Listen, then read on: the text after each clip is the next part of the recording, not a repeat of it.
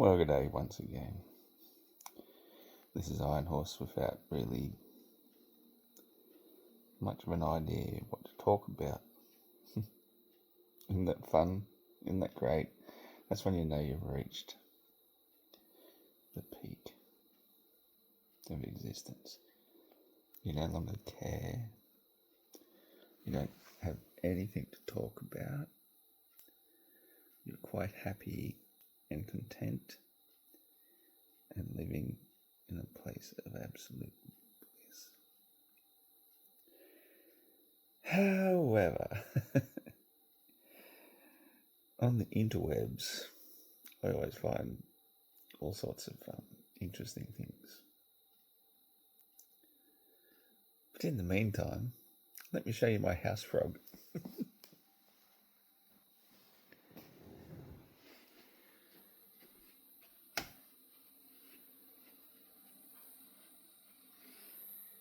This one's my house frog. I've had him for like a couple of weeks now. He's found his spot. He's pretty cool. And look what we found this evening. A second one. Took a little bit of convincing, but once I got him in here, he was pretty chill. Goldfish is just going nuts, as it always does. Give me food, give me food. I need more food. I've already fed him twice today, so don't panic. It's organic. How gorgeous is that little girl? Her first day of school. Big school. That's my little darling. Born in 1999, so she's not even of this century. But I think this is pretty cool. I think I've got a second house frog. I was pretty freaked out already having one, but I'm glad I didn't get the Siamese fighting fish, as they're called, that I was going to get, because I reckon he would have eaten it by now. And this one, yeah, I was watching you, buddy. You were trying to eat my goldfish. But you listened when I told you no, that's not food. So, the food is what you find at night time. You crawl around the walls and eat whatever you want. Because I didn't invite them in. But you two dudes are so fucking welcome. And you are so chill. I think that's the coolest thing. You are the coolest thing ever. I've already named you Croaky. What am I going to name you? Croaky 2? Or... let's see if we can zoom in on you. What name would you like?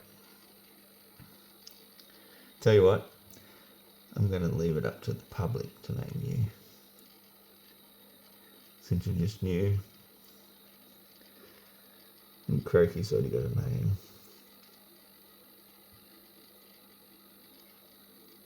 You are chill as fuck. Rightio.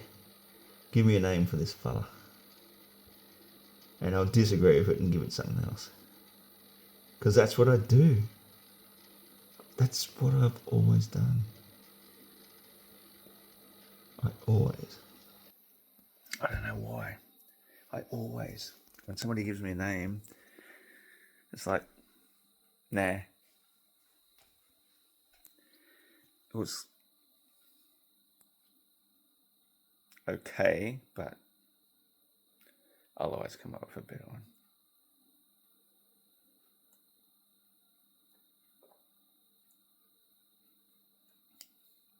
I'm still trying to jibe with him. Croaky gave me his name because I was watching a video just the other day and they had rain in the background. And as I'm sitting here playing it, watching it, Croaky started croaking because it was rain. It was like, it's on video, dude. It's not real rain outside. It's just a video. But he resonated with it. And I thought that was really interesting. And as soon as I paused it, he stopped. And then I started again, and he started again. But, so it's the vibration and frequency. In fact,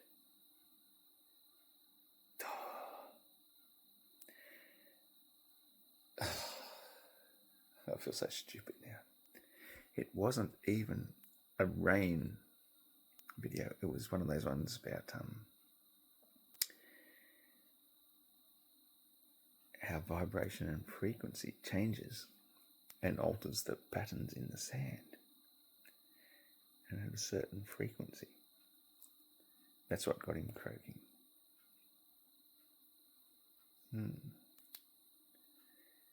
Yeah, it makes me wonder.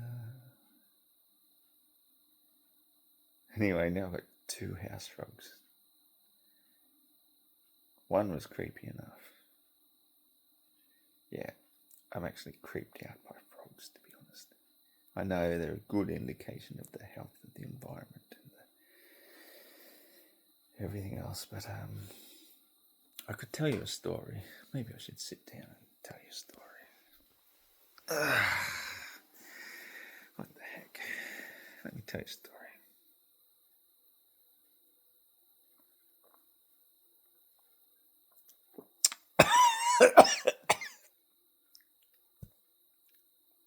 I think I put a bit too much ginger wine in. Okay. So one day, I'm sitting down in Cavern Bar, which is the traditional name for Byron Bay. And after I'd done my chores for the morning, I decided to sit at the railway friendly bar and have a spot of lunch. And I ordered this sort of what they call a tasting plate or platter, whatever. It had a whole heap of different little things that you could dip bread into, and I'd sort of halfway through I was feeling pretty full. I'm not a big eater, never have been. And passing across the table I was sitting came a young Aboriginal fella, and I says to him, "Hey mate, are you hungry? Because I can't quite eat all this if you'd like to have a bit." And he was like, what, eyes wide open. "Oh yeah, bro, thanks." And as it turned out, I went and bought him a meaty beer, and we sat and had a good conversation. And after a while, he didn't actually eat at all. He left quite a bit there. And he said, "Oh, I'll be back shortly." And he brought back one of the local Indigenous elders and introduced me to him, Uncle Les. And I said, "Yeah, you're most welcome to finish off that food. I've had more than I can possibly eat." And yeah, we struck up a really good conversation. And yeah, he was pretty stoked. He said, "Oh, what's this, olives?" And I said, "Yeah, mate, it's got all sorts of shit that aren't necessarily Australian." And long story short, I got no fucking idea where this was going. That's what I love about storytelling. You just let it go wherever. But he was very happy to taste that platter, and I ended up having a couple of beers with him later on in the park. And it's most interesting that this man is the natural born king of 7 mountains and 7 rivers and yet he lives in a park in Byron Bay.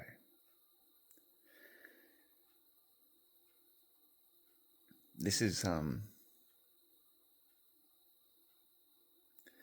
a weird thing about Australian tradition.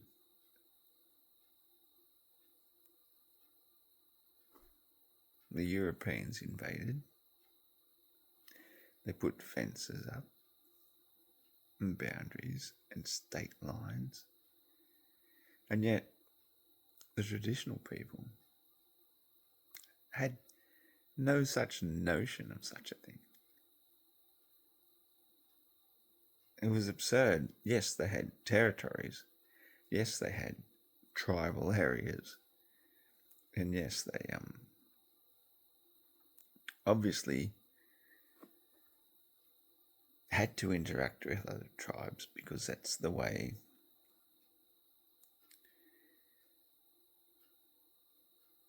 you kept the genetic diversity happening. You know, you couldn't keep on breeding with your sister or your mother or whatever, or your auntie. You had to get a wife from another tribe with genetic diversity. And that's the way all the tribes, 500 of them at least, God, I'm still getting leaves out of the hair, survived over, 100,000 years or something. It was a long time. So long a time that it's become the dream time. Because you have to focus to tap into that. And we have lost that ability. We're so concentrated in the here and now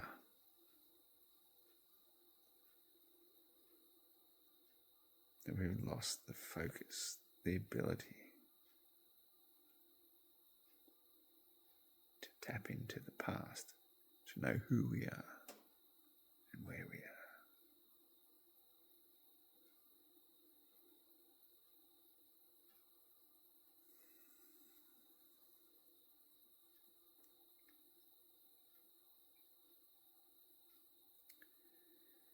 Anyway, I'm sure eventually enough of us will tap into this knowledge. It is in the earth, it is in the trees, it is in the wind. Who we are is nothing about our identity and what we do for work.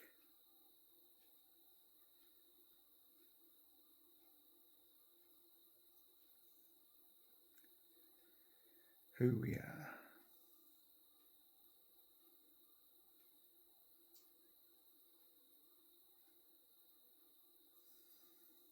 you know who you are.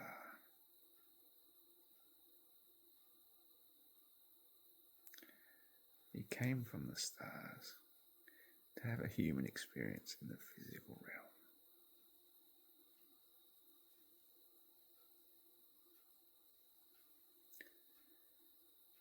And you are having that experience. Otherwise, you wouldn't be seeing me right now having a physical experience myself. I'm going to need another beer soon.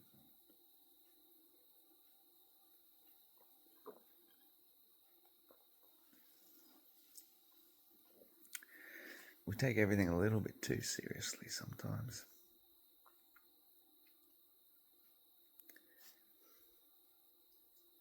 But there is a system of society which has taken it all so seriously, so we have to abide by it.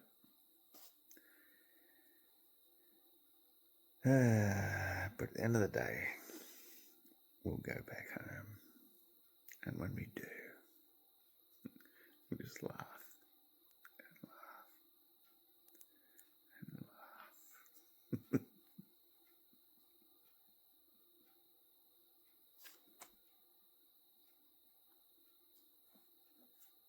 Oh God. Oh, we will laugh and laugh and laugh.